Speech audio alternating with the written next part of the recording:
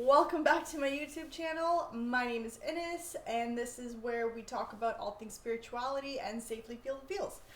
So I wanted to talk about transmuting pain into love. One of the things I'm really good at is transmuting shitty energies into energies that will actually help me. Now, this takes a while. It's not instant. It's not like I transmute and then it happens. There's shadow work involved. There is talking to your emotions, facing your emotions, and listening to your emotions. And the whole idea of transmuting energy is quite literally to process energy and understand yourself from a deeper emotional and mental way. So there's a lot of really great things that therapy can do to help you when it comes to transmuting energies. And sometimes the energies you have to transmute, aka process, depending on the severity of the emotions and traumas, you will need a therapist involved at least some sort of step of the way. I've gotten really good at understanding my emotions and knowing myself that I know how to find the information that I need. I also do have my guides working with me so that if I do and when I do need some sort of shadow work done to level up in my ascension, they are there to help me. They are there to trigger me. They are there to send things my way that will enable me to learn and process this energy and become better for it. So, transmuting pain to love and all of this chaos. So, I think I said it in the previous episode, but think of the chaos breaking down everything as bringing in and showing us where we can change and where we can get better. Anytime there's some sort of emotional upheaval or emotional anything, like an emotional surge, when it surges, you gotta purge it. Whenever an emotion does come up, a lot of the times we feel shame or we feel like we're not supposed to feel it, especially some of the, my little trusty chart, some of these lower emotions. And a lot of the times what we do, which is kind of a toxic part of New Age spirituality, a lot of the things we do is we think we always have to be happy. We always have to be on the good part of the emotions. When we think we can only feel these emotions, these top part emotions, we tend to brush away, ignore, and really suppress these lower part emotions. Part of transmuting, part of healing, whatever way you want to look at it, is processing these emotions that you're ashamed of, that you feel shitty about, that keep you in a shitty state of mind. But in order to do that, you have to face them and you have to talk to them. And this is where journaling really comes in handy, especially if you don't want to or can't afford to work with somebody else, whether it's a therapist or a shadow worker. You can create that kind of person to talk to in your journal. Whether it's you choosing to talk to the universe or guides or your higher self or just somebody else that isn't somebody that you might feel judged by, a journal comes in handy.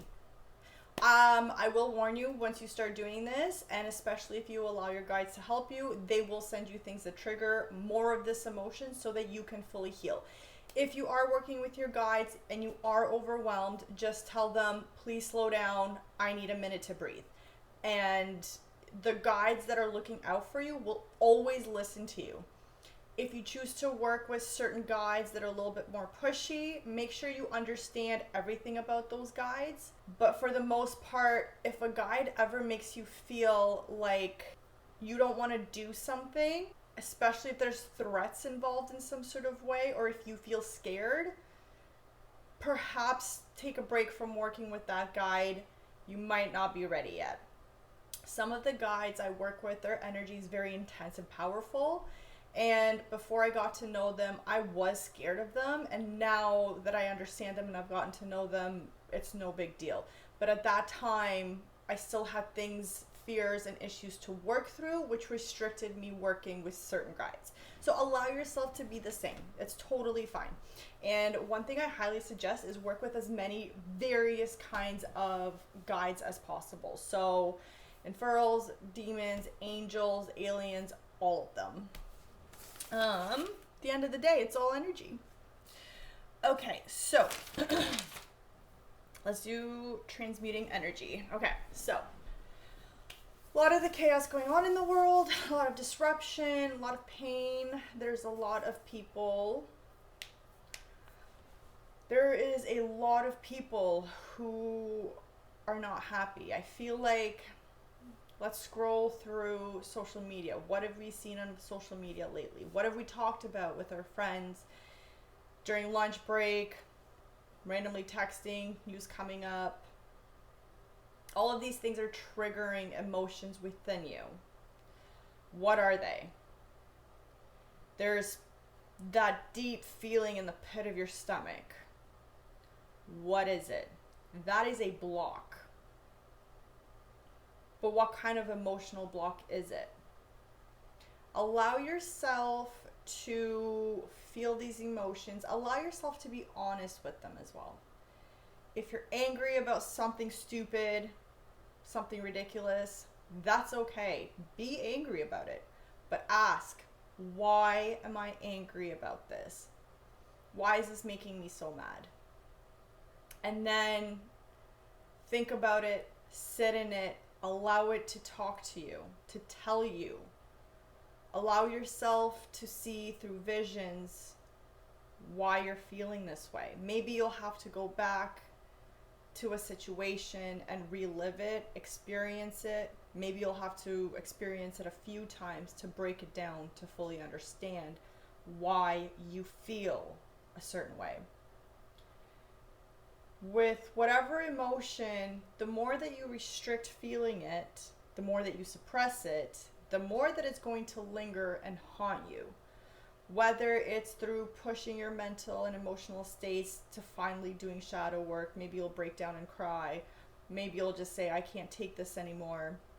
Maybe it'll come out in your physical body. In your physical body, once it reaches that state, then it's deep within you. It is engraved in your DNA, in your muscles. It is in your muscle memory, which means these heavy set emotions that you've suppressed and repressed deep within you are now becoming you. So don't ever let emotions get that far. And if they did, make sure that you're patient with yourself and your body to get these emotions out. I want you to picture all of these emotions almost kind of like chalk, powder. Each emotion has its own color. Now, take a look at all of these emotions. Let's just put them on the board kind of like a rainbow. Now, if you were to take this chalk of emotion, this color, let's say sadness, and we're going to make sadness orange, and you were to just blow it all over yourself, what parts of you would remain orange? How much of you is orange? Practice this visually. This will also help your visual meditations and enhance your visions, which will allow you to see and deal with and process energy and transmute these emotions a lot easier and a lot faster. So make sure you start practicing visuals. So with every emotion, assign it a color and blow it on yourself.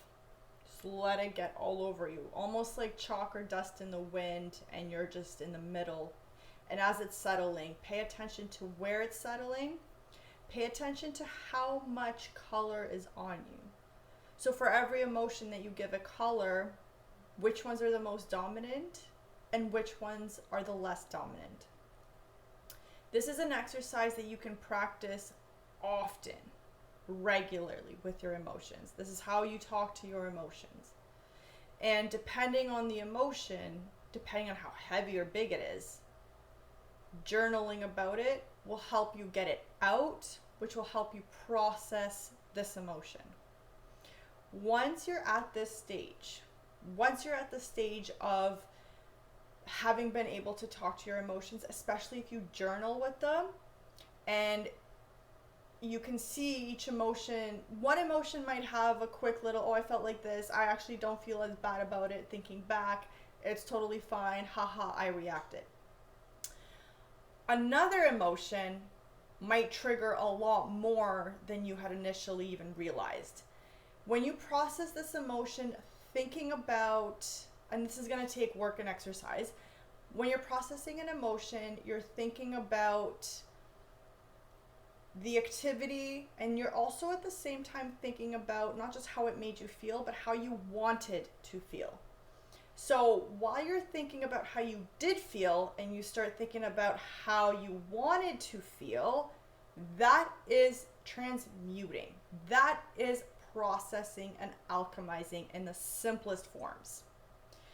So whatever emotion you're working on, make sure to also include, how can I make this emotion better? What can I do? What emotion can replace this emotion? How would I rather have felt in that situation? And if it's an emotion that you liked the feeling of, then ask, how do I amplify this emotion? And this is something where on your own self journey, you're going to have to pay attention to what works best for you. Feel free to talk to other people and see how they do things and see what kind of healthy habits you can pick up on. But essentially, it is all on you. It is your work, it's your emotions, it's your spirit, it's your guides, it's your spiritual journey. And everybody's spiritual journey is different from somebody else's. Your spirit, your soul, is like your thumbprint. No one else has the same one as yours. And I'm going to close it off on that. I am going to go back to the beginning of the meditation, just before I started the meditation, and we're going to talk about spirit guides. Ooh.